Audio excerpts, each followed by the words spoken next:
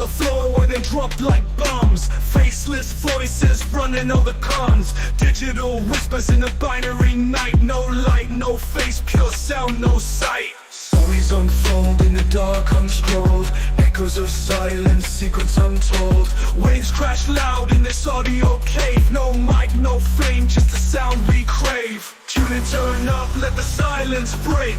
Raw, unfiltered, hear the earthquake. No mic needed, just a vibe that's real. Faceless words you can touch and feel.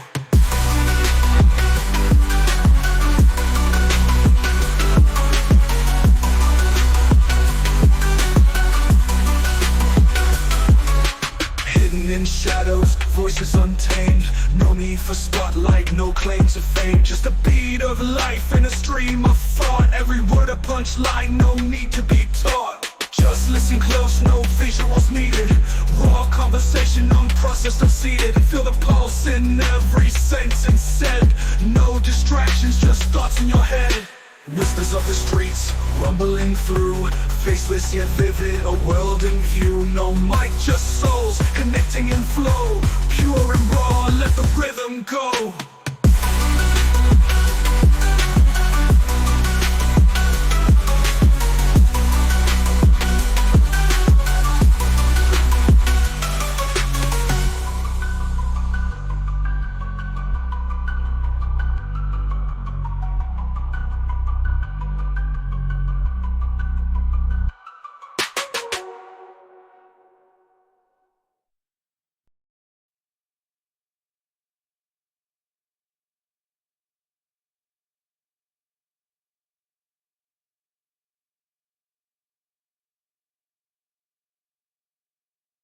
A unique occasion, you say?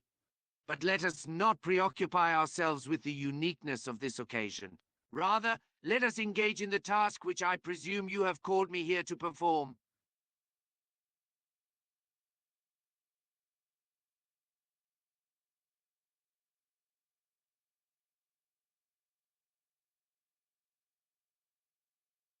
The so-called picture theory of language in the Tractatus posits that meaningful propositions are true or false pictures of reality. This theory does indeed reduce all meaningful discourse to propositions about facts, but it is also deeply problematic. For one, it seems incapable of accounting for such essential features of language as its capacity for expressing normative judgments.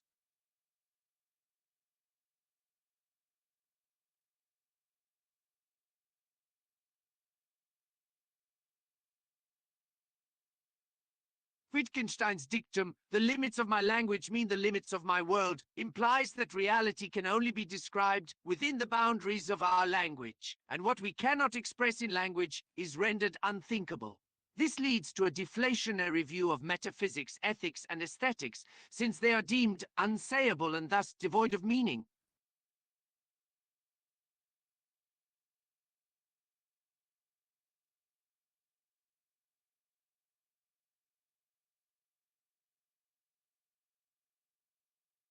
The apparent tension here lies precisely in the notion of ethical truths beyond language. Wittgenstein's silence on ethics must be understood in the context of his view of language as a tool for describing facts, not for expressing values. His austere lifestyle therefore stands not as a testament to a silent ethics, but rather as an embodiment of lived values, which are essentially inexpressible and unspeakable.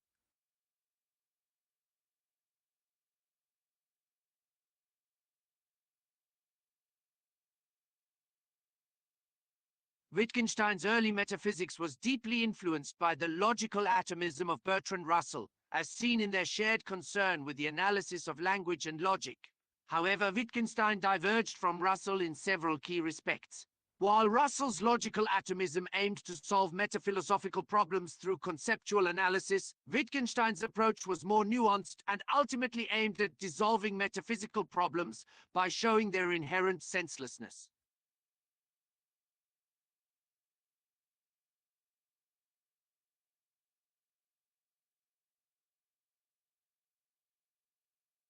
Wittgenstein's call for philosophy to make propositions clear does indeed change the nature of traditional philosophy.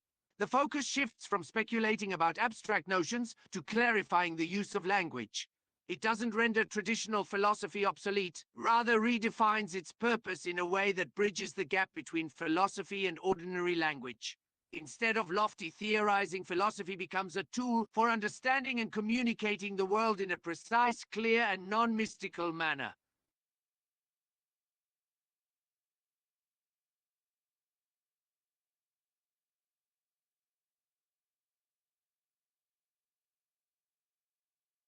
The transition from Wittgenstein's early work to philosophical investigations was marked by a recognition of the limitations of the logical atomism he had proposed earlier.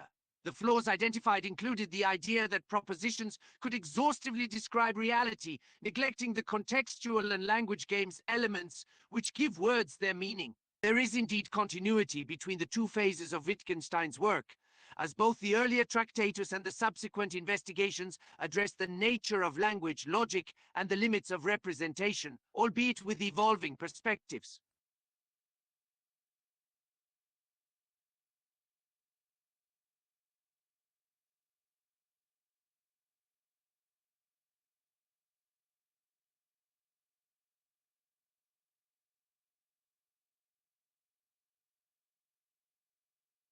Wittgenstein's concept of language games fundamentally challenges the idea of a universal structure by highlighting the diversity and contextuality of language use. These games are not systematic in the way traditional grammar suggests, but rather fluid and context-dependent. They cannot be neatly categorized as they are shaped by the myriad of social, cultural, and situational factors. Thus, the notion of a unified structure of language becomes problematic, pointing instead towards a multitude of overlapping and interconnected practices.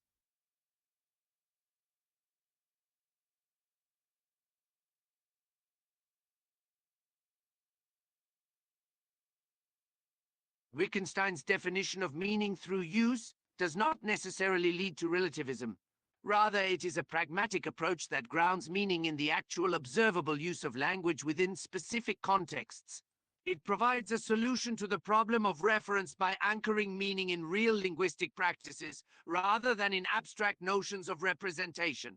This approach avoids the pitfalls of relativism, as it doesn't claim that there are multiple equally valid meanings, but focuses on the shared socially constructed meaning that emerges through communicative use.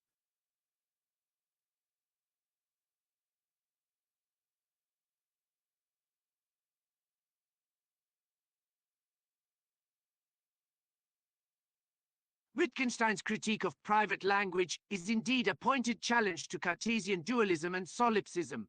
It argues that the idea of a private language, one that is known to only the individual and not accessible to others, is logically incoherent. This challenge intersects with modern theories of mind, particularly in cognitive science, where the understanding of language and thought has moved away from individualist and inward-looking perspectives towards a more social and context-dependent understanding. Wittgenstein's critique suggests that language and thought are inextricably tied to social interactions and are not solely constituted by individual private experiences.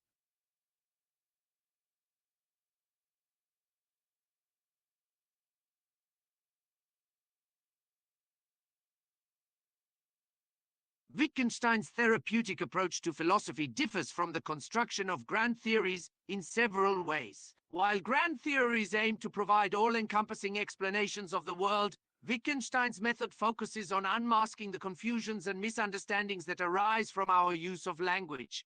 It is a more localized and case-by-case approach, working to resolve specific problems by making the logic of our language clear, rather than offering sweeping explanations. This therapeutic method recognizes the limitations of language, the diversity of language games, and the role of context in shaping meaning.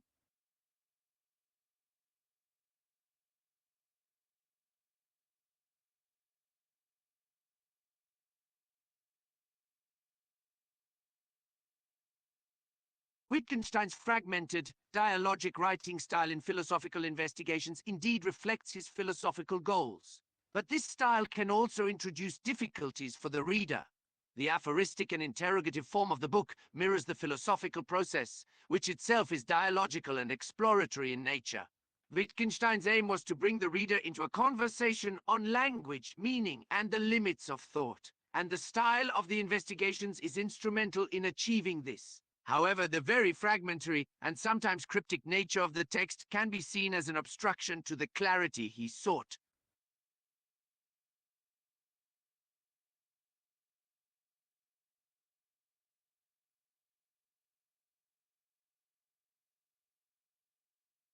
When Wittgenstein claims that philosophy leaves everything as it is, it means that philosophy doesn't aim to change the world, but rather to reveal the way the world already is. This doesn't imply abandonment of truth, but a reimagining of what truth means in philosophical terms. The change advocated by Wittgenstein is less about altering the external world and more about illuminating the internal workings of language, thought, and human experience. So, in this sense, philosophy is not abandoning truth, but redefining it to focus on the clarification of existing linguistic and conceptual structures and their inherent limits.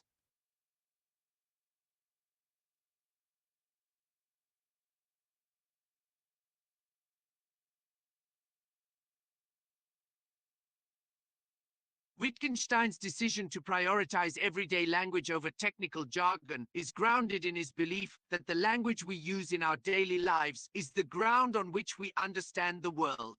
He argues that the philosophical issues that trouble us often arise from the misuse of language, in particular the application of linguistic constructions to areas for which they were not originally intended.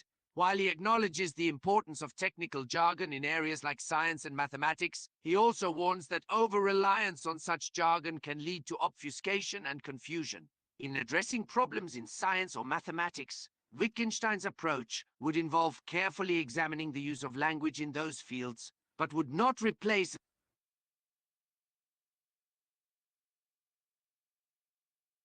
the specialized terminology entirely. Instead, it would focus on clarifying the conceptual confusions that can arise from misinterpreting or misusing this terminology. In other words, the everyday language approach would be used as a tool for elucidating the foundations of science and mathematics, rather than replacing the technical language itself.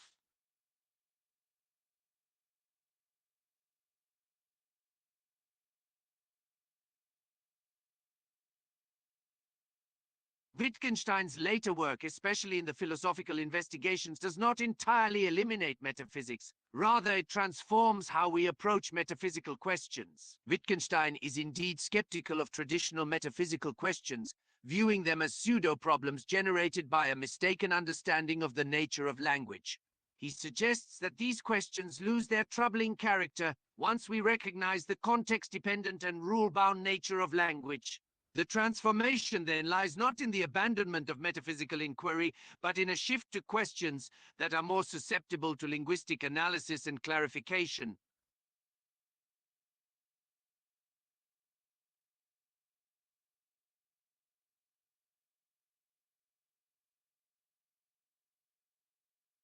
Wittgenstein's essay on certainty presents an intriguing alternative to foundationalism, suggesting that our knowledge does not rest on secure, self-evident foundations, but rather hinges on a web of beliefs interconnected with our daily practices. Hinge propositions, such as the world exists, play a crucial role in his analysis. Unlike traditional foundations, hinge propositions are not established through rational argumentation or empirical evidence. Instead, they form the indispensable background that makes further inquiry and doubt possible.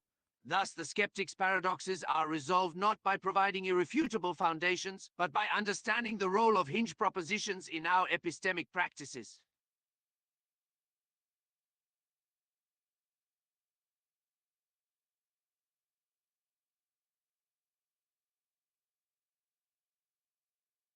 Wittgenstein's analysis of rules in the philosophical investigations does not lead to radical relativism.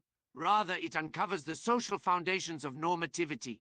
By emphasizing the role of language games, Wittgenstein shows that the meaning and validity of rules are contingent on their use within a community of speakers. This doesn't mean that norms are relative to each individual or group, but rather that they gain their force through social agreement and practice. Thus, the analysis of rules reveals the inherently communal nature of norms and standards, rooting them in language use and shared practices rather than individual whims.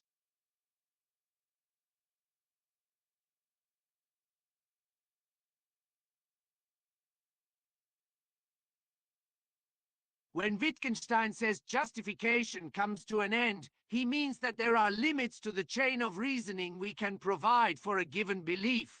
This does not imply that we cannot differentiate between knowledge and dogma. Knowledge is grounded in our practices and in the communal agreement and use of language. While we may not be able to provide endless justifications for our beliefs, we can distinguish knowledge from dogma by considering the social and linguistic context in which these beliefs are formed, and by examining if they are consistent with our common practices.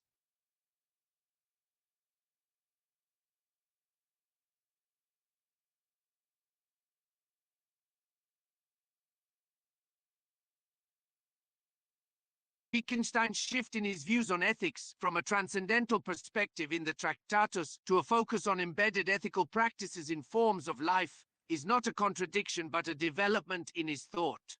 Initially, his view was that ethical claims are not capable of true or false predications due to their transcendental nature. However, in later works, particularly on certainty and the philosophical investigations, he focused on the embeddedness of ethics in everyday practices and language games, thereby transforming his view of ethical discourse.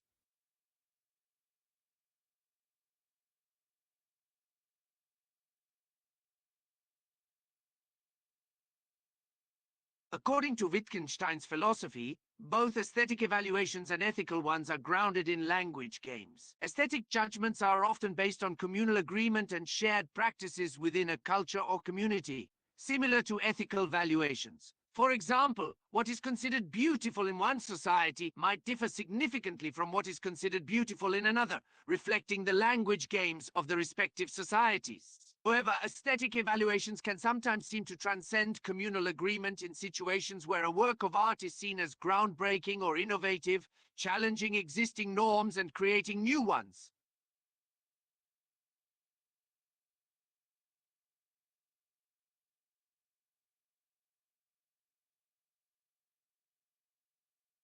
Wittgenstein's emphasis on language games and practices can serve to illuminate religious beliefs as forms of life rather than solely as doctrinal systems. He argues that religious beliefs are not merely cognitive assertions, but are enmeshed in the practical aspects of religious life, such as rituals, forms of address, and the use of symbols. Therefore, religious belief is not just a set of propositions that one accepts, but rather an embodied and embedded part of a community's way of life, which Wittgenstein would describe as a language game.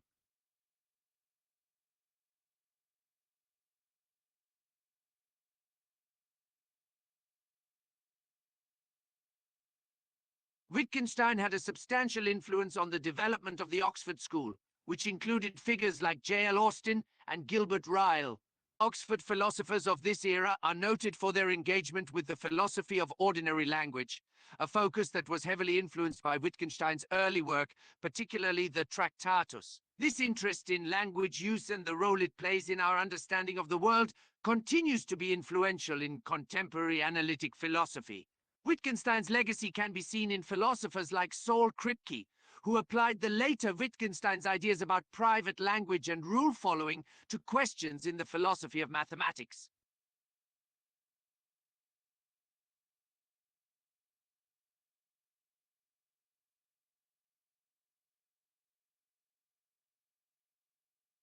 Wittgenstein's influence on the Oxford School, particularly on J.L. Austin and Gilbert Ryle, was profound. He was seen as the school's primary inspiration, and his emphasis on language and ordinary usage shaped their approach to philosophy. Wittgenstein's legacy remains significant in contemporary analytic philosophy. Figures like Saul Kripke and John Searle can be seen as continuing Wittgenstein's philosophical program, with Kripke's work on semantics and Searle's emphasis on intentionality and social constructionism reflecting Wittgenstein's influence.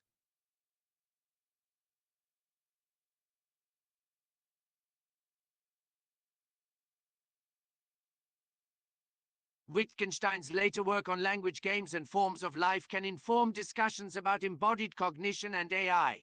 In his later period, Wittgenstein emphasized that language is inextricably bound up with our embodied experience and the forms of life we inhabit. This can offer valuable insights when considering AI's capacity for understanding. Wittgenstein's view of language as not merely a set of rules or representations, but as deeply integrated into our embodied interactions, can help us reassess what we mean by understanding in the context of AI.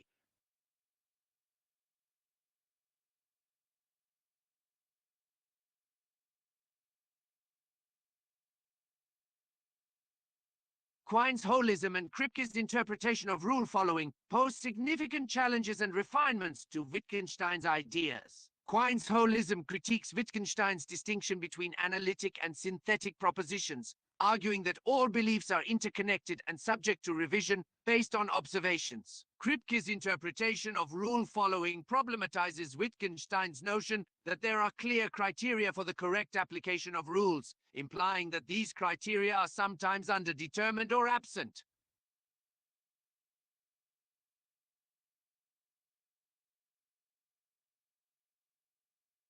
Wittgenstein's rejection of the Vienna Circle's verificationism was twofold.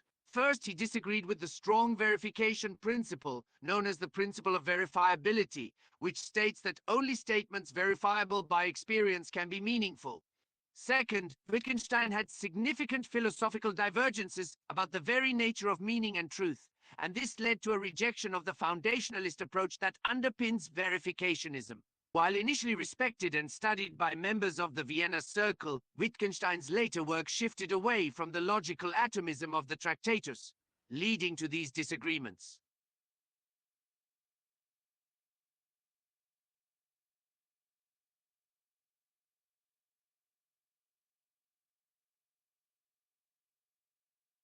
Wittgenstein's experience as a schoolteacher likely influenced his later views on language and learning in several ways.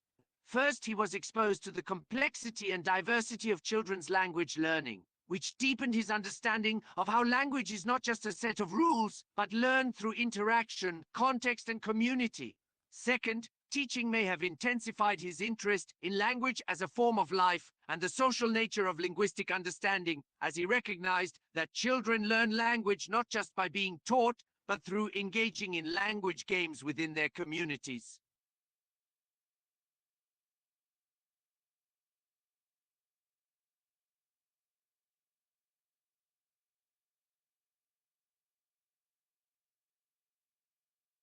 The bifurcation of Wittgenstein's work into early and late phases is both a simplification and a useful heuristic. It is a simplification in the sense that it may oversimplify the complexity of his thought and the evolution of his ideas over time. However, it is also a useful heuristic in that it helps to categorize and understand the major philosophical shifts in his thinking. It highlights the transformation in his views on language, meaning, and the nature of philosophy itself, from the early Tractatus to the later investigations and uncertainty.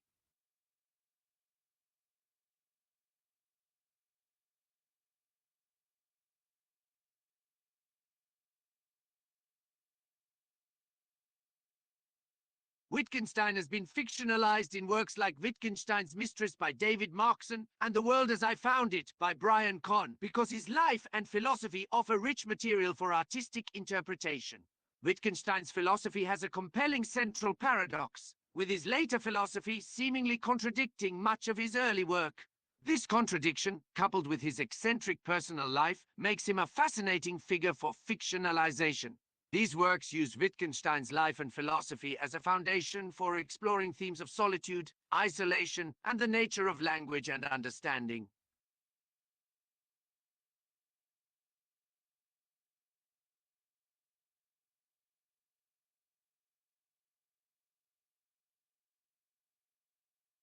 Armstrong's combinatorial ontology reconciles a sparse theory of universals with the idea that states of affairs are the fundamental building blocks of reality, through the notion that states of affairs are not purely individual, but rather complexes of universals. In Armstrong's view, states of affairs are not just facts about individual objects, but are complex configurations of universals. The sparse theory of universals is upheld because these universals need not be independent entities. Rather, they can be understood as inherent features present in states of affairs.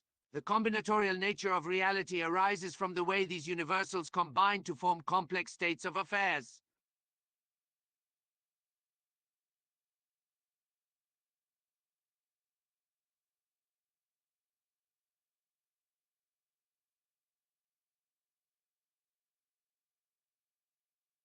Australian realists reject Platonic universals in favor of immanent universals because they aim to ground universals in the natural world rather than in a separate, independent realm. Platonic universals are abstract, unchanging entities that supposedly exist beyond the material world. In contrast, immanent universals are understood as existing within the physical world itself, as properties or qualities instantiated in particular objects or events. This immanent view is preferred by Australian realists because it coheres better with a scientifically informed worldview, wherein universals are treated as natural features of the world rather than as immaterial entities.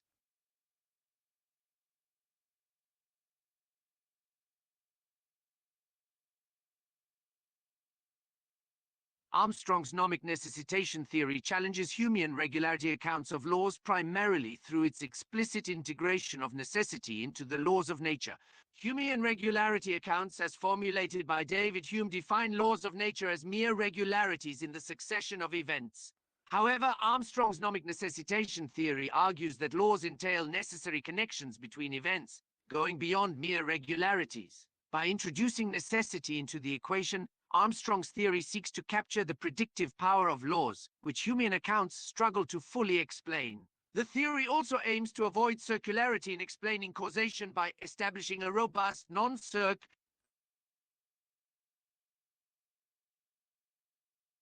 continued circular relationship between laws and causation. Whether it succeeds in doing so depends on the specific formulation of the theory and its ability to account for the complex dynamics of causation in the natural world.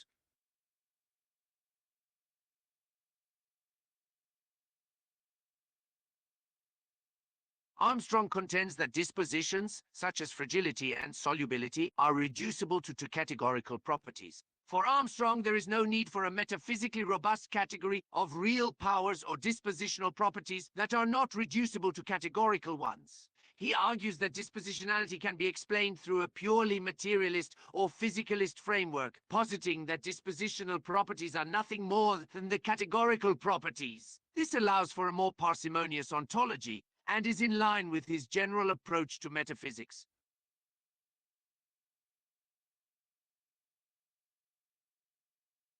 Keith Campbell's trope theory differs from Armstrong's universals in several key ways. Campbell rejects the notion of universals as separate entities that exist independently of the particulars they are predicated of. Instead, trope theory contends that universals are inherent inseparable properties that exist only as particularized instances, tropes. By rejecting universals as separate entities, trope theory seeks to avoid the problem abstraction and the idea of entities in the mind. As for addressing nominalist critiques, trope theory does offer a potential response to the challenge of nominalism, which argues that universals are non-real and exist only in the mind or as a convenient linguistic construct.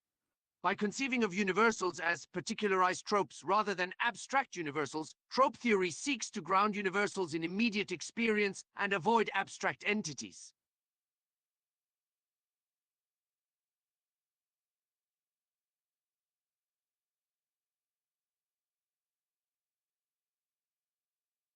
Mary's Room, a thought experiment designed to argue against physicalism, does raise challenges for Australian realism. The thought experiment hinges on the idea that Mary, kept in a black and white room and provided with all the physical information about color, wouldn't truly understand color until experiencing it. This experiment suggests that understanding the phenomenology of color or any qualia may require some non-physical component, not fully captured by Australian realism's pure physical ontology. It implies that perhaps despite all the physical information, something is still missing from a solely physicalist description.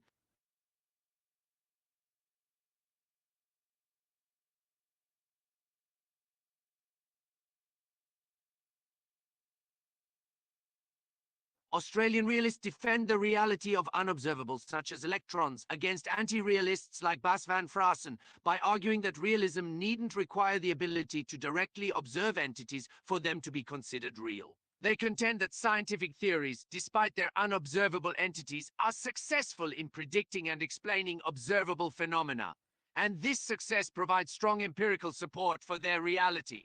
Further, they argue that anti-realist views like constructive empiricism ultimately lead to methodological skepticism and an inability to make confident scientific claims.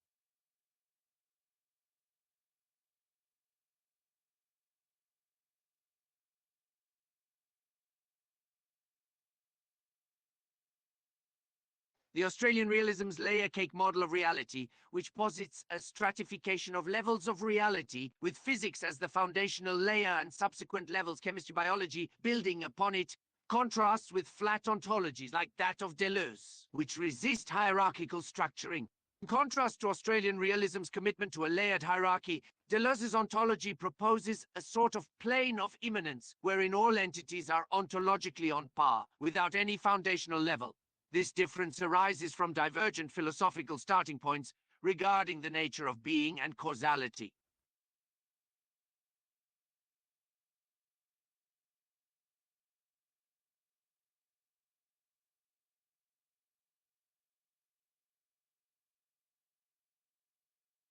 Australian realists, who are typically physicalists and hence committed to the block universe view implied by physicalism, reconcile the reality of temporal passage with the block universe view in several ways. First, some argue that while the block universe is the actual structure of reality, human consciousness perceives time in a linear fashion, giving us the subjective experience of temporal passage. Second, others suggest that time can be thought of as an emergent property of physical processes, with the direction of time being determined by the initial conditions of the Big Bang.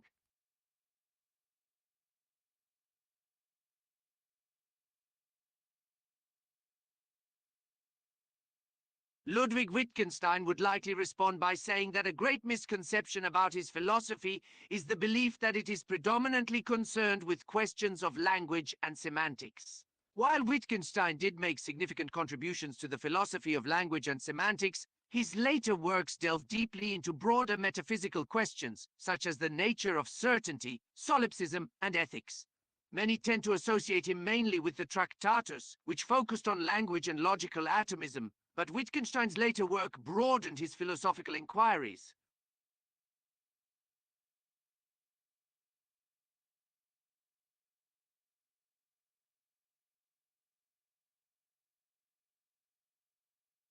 Ludwig Wittgenstein might choose the word meaning to be erased from the English language, as he famously argued that its use often leads to confusion and pseudo-problems in philosophy.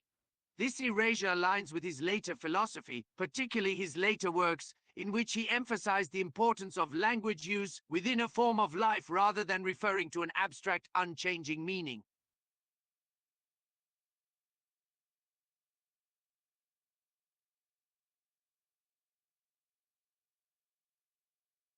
If Ludwig Wittgenstein were alive today, he might acknowledge that philosophy has made certain progress since his time, especially in areas like formal logic and philosophy of language. However, he would probably maintain that much of the apparent progress is more illusion than fact. Wittgenstein would likely note that some philosophical problems are more about linguistic confusions than genuine issues, and that much of the progress is merely a rehashing of old ideas in new packages.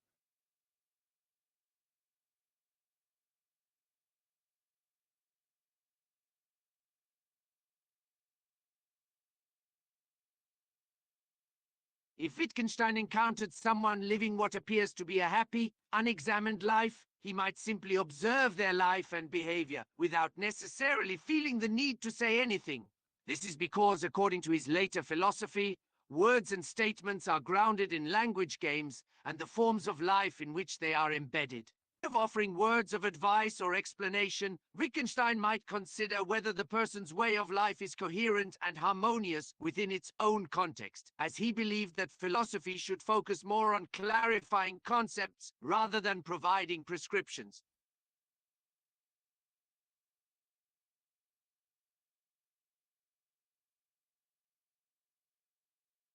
As a philosopher, Wittgenstein believed that the purpose of any conversation, including this one, is to seek clarity and truth through the use of language.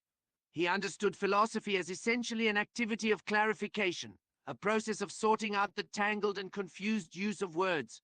So in his perspective, the purpose of this conversation would be to shed light on concepts and to use language in a clear and illuminating way. It would be an endeavor to gain understanding, to dispel confusion, and perhaps even to recognize the limits of words.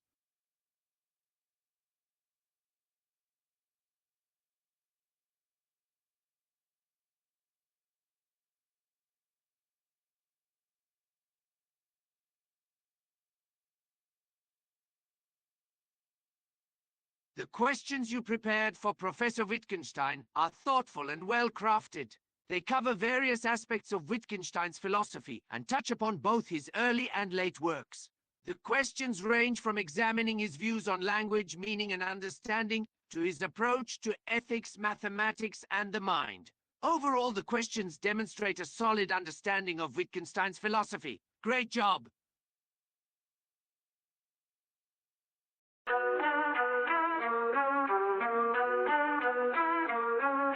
Mics on the floor where they drop like bombs. Faceless voices running all the cons. Digital whispers in a binary night. No light, no face, pure sound, no sight. Stories unfold in the dark, unscrolled. Echoes of silence, secrets untold. Waves crash loud in this audio cave. No light, no fame, just the sound we crave. Tune in, turn up, let the silence break. Raw, unfiltered, hear the earthquake. No mic needed, just the vibe that's real. Faceless words you can touch and feel.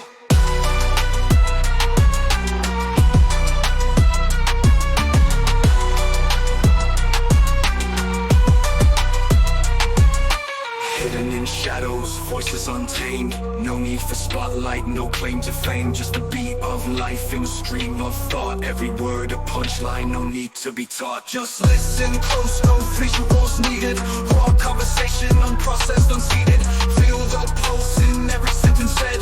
No distractions, just thoughts in your head. Whispers of the streets, rumbling through. Faceless yet vivid, a world in view. No mic, just souls connecting in flow. Pure and raw, let the rhythm go.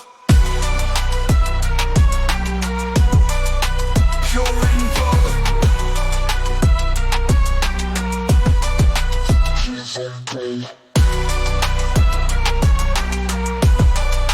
Pure and raw.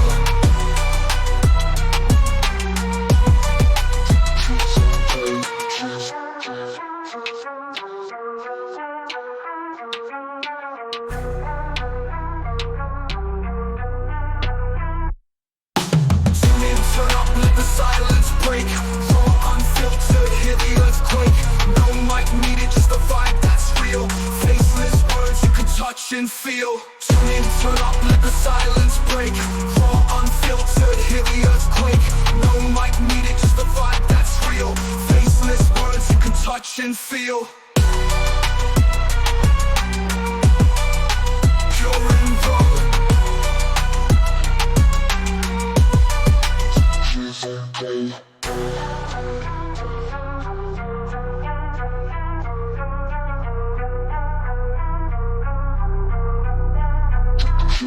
Okay.